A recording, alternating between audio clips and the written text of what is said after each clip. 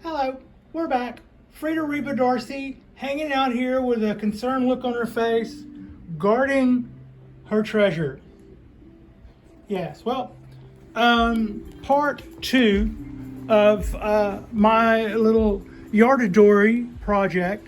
So here's how that goes down. One, this is my cement mixer that I got during a hardware store purchase for another project about a couple of years ago.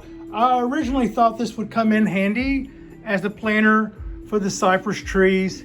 And then when I saw just how flexible it was, especially when it had wet soil in it or wet akadama, I decided to go that route instead. And then I decided since I was going to go that route instead, I might as well go ahead and slip pot all three of those little babies in there. But that's not what we're talking about today. Today we're talking about that guy over there that you cannot really can see really good because I haven't gotten in on it.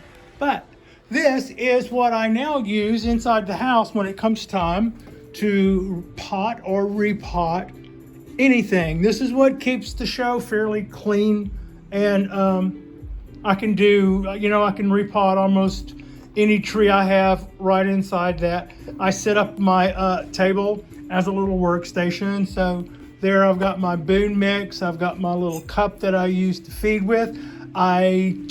This is rubber tape. If you see this in a hardware store, this is kind of like one of my tips. This is rubber tape. It's an electrical item, but it's not plastic or vinyl the way you would think of as electrical tape. This will seal against itself in a way that if you try to pull it apart, it's like trying to pull apart dough once it's already been mashed together. It's not really going to happen. But I didn't use it for its adhesive capabilities. I tore off a couple of strips, kind of like what you see there, laid one across the trunk, and then I did that so that whenever I wired the tree down, I would be able to protect it with that. Then I also took one of these. This is a skewer, like you could see these hanging up at the grocery store when you're standing in line waiting to check out. You would make little shish kebabs with this, but they're the shorter ones. You might poke a steak with that if you were making a filet mignon or something. I don't know. It's like a sharp on one end, little bungee stick that I use to help me plant stuff. But in this case, I took one and broke it, but I didn't break it in two. I just kind of snapped it, and I laid it V'd down across a root base because I felt like in that way it would best help me to protect the roots. And I'm describing all of that now instead of showing it to you because I've already covered that up with Boone's Mix. So this is our little oak that has about 3 minutes ago got settled into that pot, and now we're just going to do our first watering. You see the smoke coming off of it. Looks like smoke. That's actually the dust, and we're gonna just run all that stuff right out of there like we have no better sense until we see it stop. And that looks to be, we can do a little more, but I think we've about run the dust particles out of that. So that is our new addition. Is covered in dust and fuzz and what looks like dandelion seeds, which could also possibly be some kind of critter. We have I think aphids. There's an aphid that looks like little dots of fuzz. Anyway, I don't really see what I think is aphids on there, but I just collected that from the wild. So I will put a little neem on that guy. Also, it's in the sunlight right now because I didn't want that water to run out all over the house while I watered it through. But I'm going to take it out of the sunlight starting right now. Yeah, we're okay. So this is our guy. I did, like I said, a slant style. I'll clean it up in a minute, but I'm just gonna look at it as is and not do any snapping or cutting or anything else other than what I've already done to it.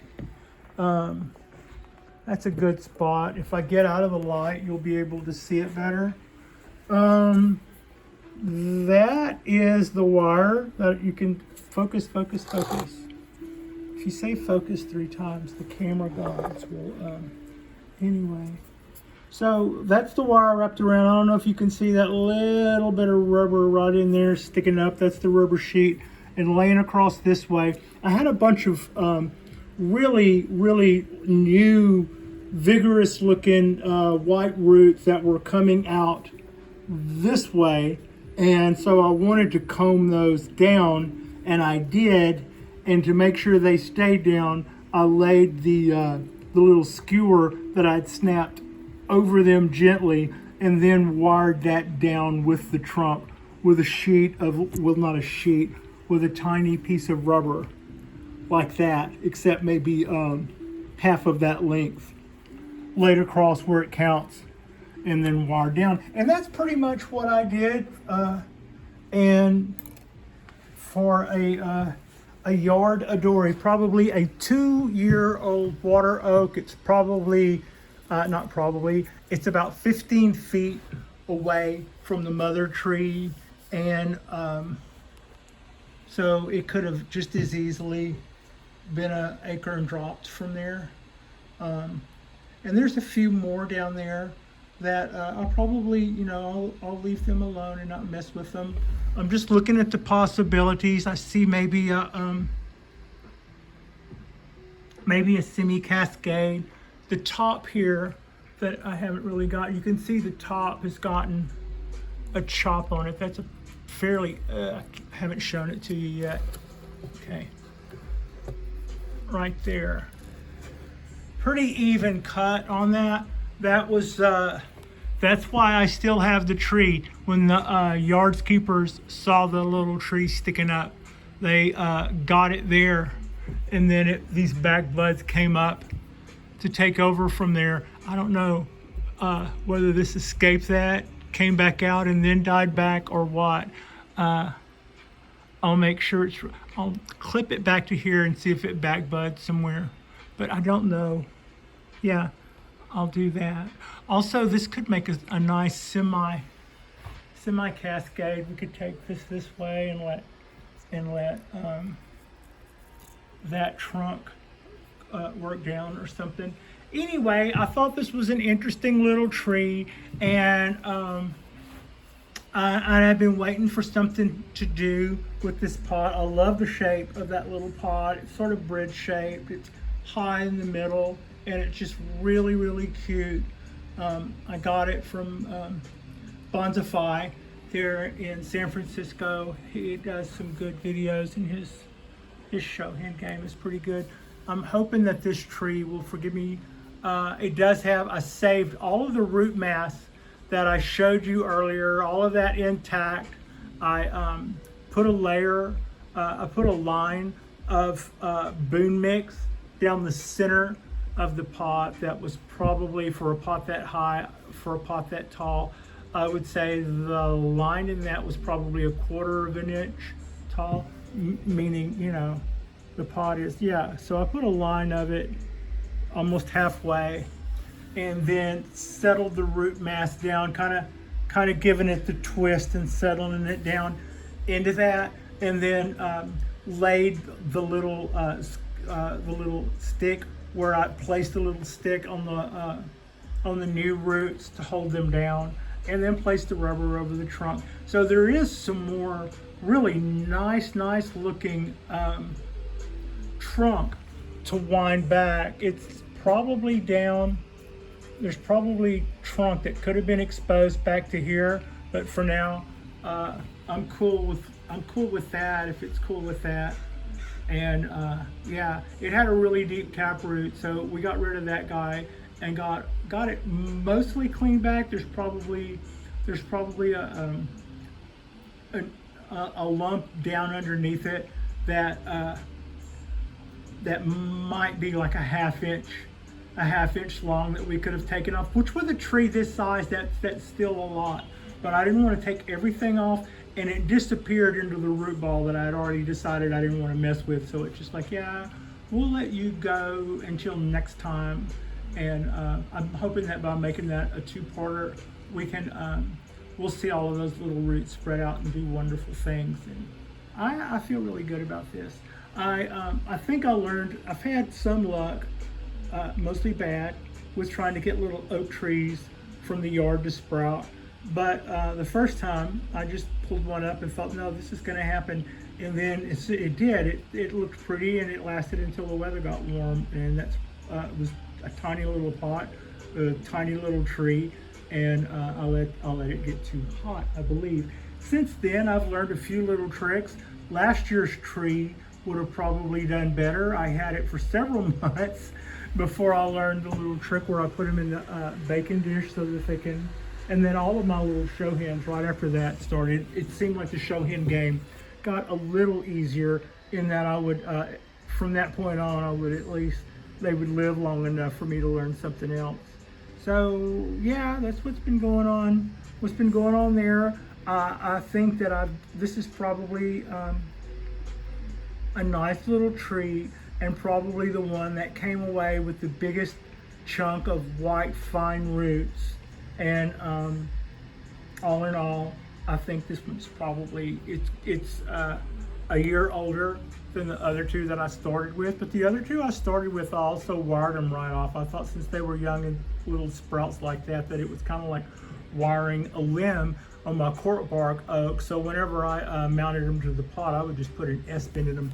This one has gone on long enough to where that's what it did, and that may also pay off. Of course, we're going to clip that, and then we'll probably make some sort of decision as to those two shoots that came up to replace it.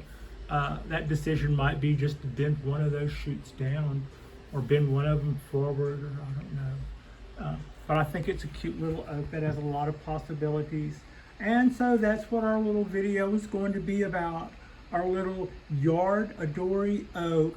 It is probably 64 or 65 degrees. It's about 3 o'clock on our Saturday, but it's still winter. And hopefully this thing is still dormant enough that it's going to forgive me of my, it's the right time of year technically to do this. I just don't know how much that counts since our weather is unseasonably warm. But you know, my other oaks are both evergreens, and they don't completely stop during winter. One of them does look like it's kind of spring-like, although it's not going super fast. And the other one, the cork bark, it does what it does in winter. It keeps putting out leaves, but it's not just going all nuts about it. So, and everybody else is looking really good, and what a beautiful day, eh? So, yeah, this is us on our Saturday drop. And I'm pretty happy with the way that I'm considering this a really new acquisition, and it's our yard adory from our apartment complex, acquired from Iris Bed, little coastal oak tree. I'm not exactly sure which variety it is, but it's a parent tree, had some really nice rough looking bark on it, and it looked like kind of like a water oak or something. I'm not really sure if that's just a generic term or not. I can figure it out what this is at some point, or maybe not. I'm only sort of sure the other oak is a California coastal oak. I might be totally off about that, but I do know it's a Quercus. It's an oak tree. Oak tree. So yeah, thank you so much for watching, and like our videos and share them. If you know somebody that has a small living space and maybe you think that bonsai would be good for them, or would be they're the kind of detail person who could really love bonsai trees and stuff, and maybe they would discount it because of their living situation being a little small, but they're just that kind of person who loves details and stuff, turn them on to us. Show them what this is all about. It's it actually can change. Well, I'm not telling y'all anything, y'all already know. When you fall in love with bonsai, you see the world totally differently. You see the world in a Nabari kind of way, and yeah, there's a lot to enjoy in that. So thank you so much for watching. We'll probably do a Sunday drop too, because we'll get it while the getting is good, as they say. And yeah, Thanks for watching, folks.